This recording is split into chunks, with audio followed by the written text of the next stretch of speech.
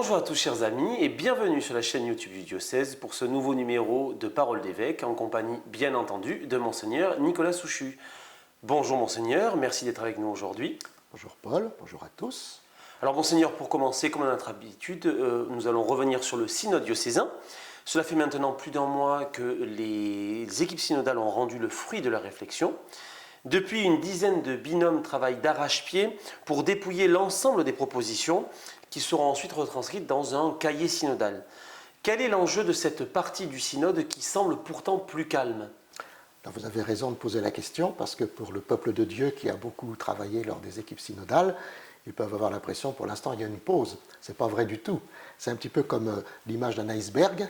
Là, on est dans la face cachée de l'iceberg, c'est-à-dire de tout le travail de remontée et d'analyse de toutes les propositions qui ont été faites.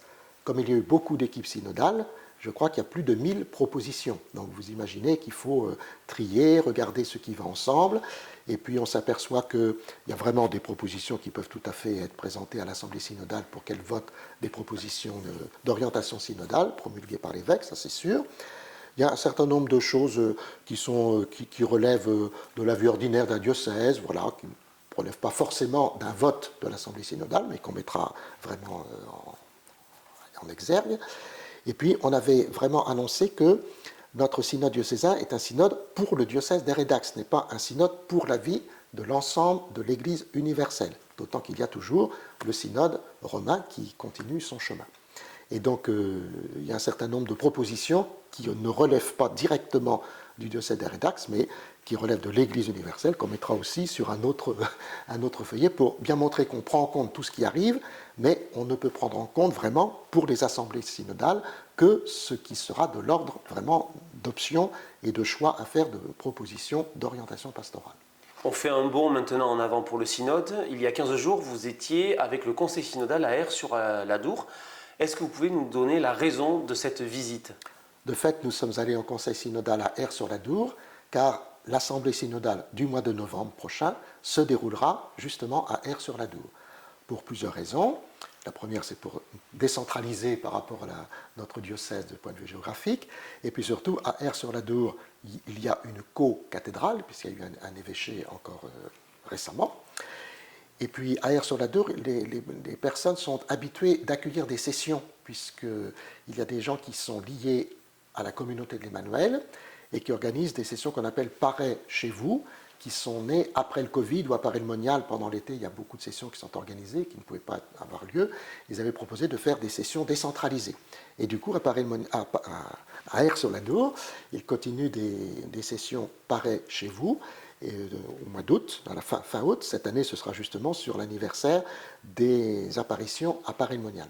Donc, il y a tout un équipement possible avec des gens qui sont capables de s'en occuper. On peut bénéficier d'une salle communale importante. Il y a la cathédrale, il y a l'école privée qui est à côté, il y a l'ancien Carmel à Aire-sur-la-Dour. Et puis aussi, nous avons des raisons, j'allais dire, de foi et historiques, c'est que la patronne d'Aire-sur-la-Dour, c'est Sainte Quitterie. Et Sainte Quitterie, elle a donné sa vie pour la foi de l'Église, et nous pourrons avoir le samedi soir vraiment une veillée de prière et de profession de foi, la même où est son tombeau, sous l'église Sainte-Quitterie, et d'ailleurs son tombeau est au patrimoine de l'UNESCO. Donc vous voyez, il y a plusieurs raisons qui nous ont poussés à faire cette assemblée synodale à Aire-sur-la-Dour, et donc il fallait forcément aller sur place. Ce samedi 18 mai, à 18h en la cathédrale de Dax, vous allez célébrer la confirmation des adultes. On en a un petit peu parlé déjà le mois dernier. Avez-vous pu les rencontrer depuis ? Et surtout, pouvez-vous nous dresser un peu un portrait robot, un portrait type des confirmants adultes dans le diocèse d'Hérédax ?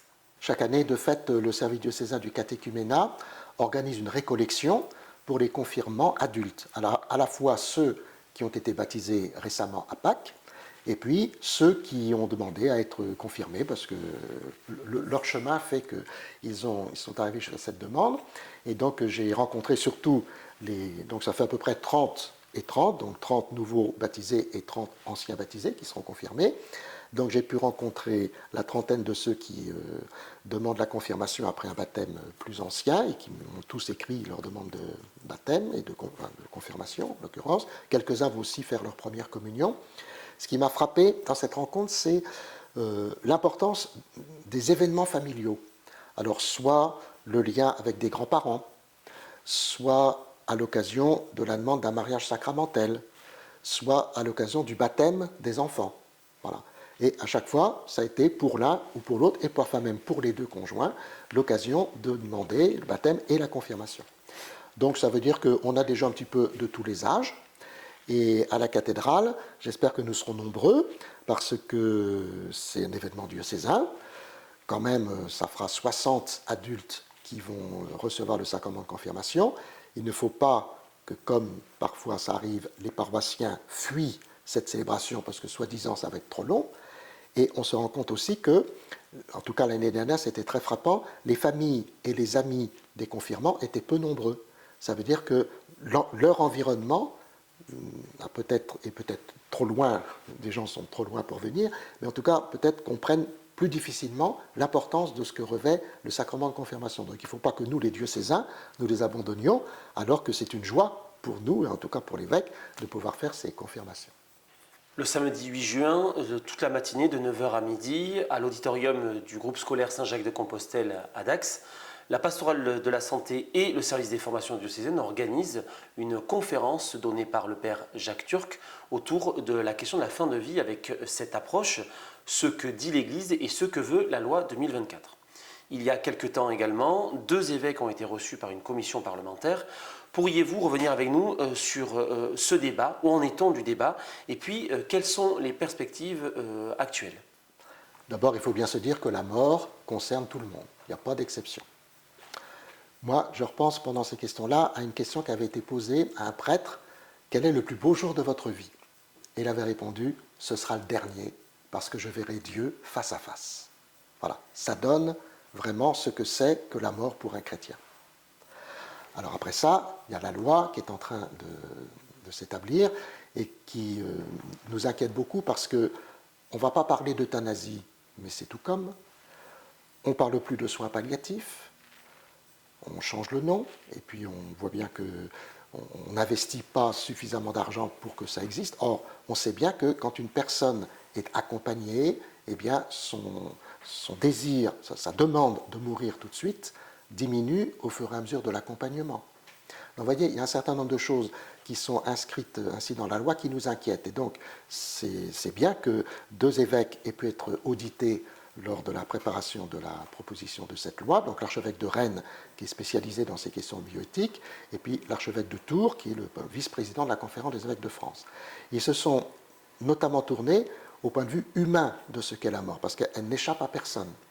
Alors c'est intéressant que dans le diocèse, le père Jacques Turc, qui est un prêtre du diocèse de Nanterre, mais qui a une maison dans les Landes, s'est proposé pour faire ce parallélisme justement entre ce que nous les chrétiens nous disons de la mort et de l'approche de la mort et ce que la loi qui se prépare va dire.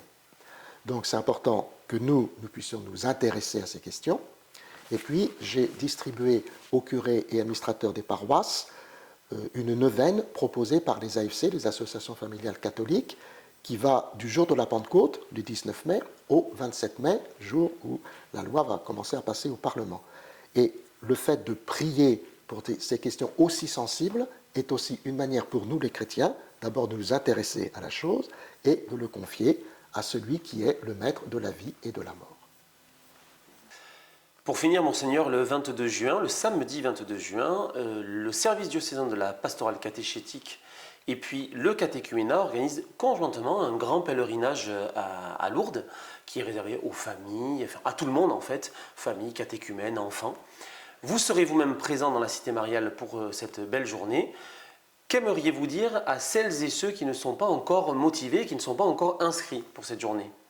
Parce qu'il y a des gens qui ne sont pas encore inscrits. Ah ben ça c'est vraiment dommage.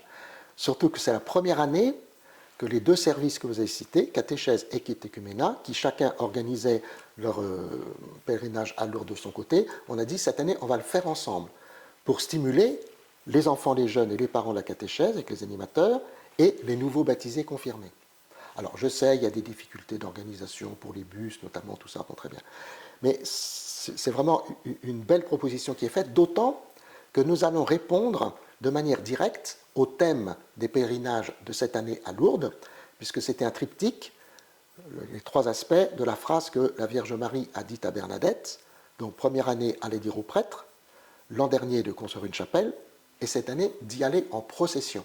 Et c'est ce que nous allons faire, puisque depuis 2-3 ans, enfin 2-3 fois, le service diocésain de catéchèse avait proposé de venir simplement qu'au début d'après-midi pour réfléchir ensemble, avoir la messe et rester à la procession le soir au flambeau.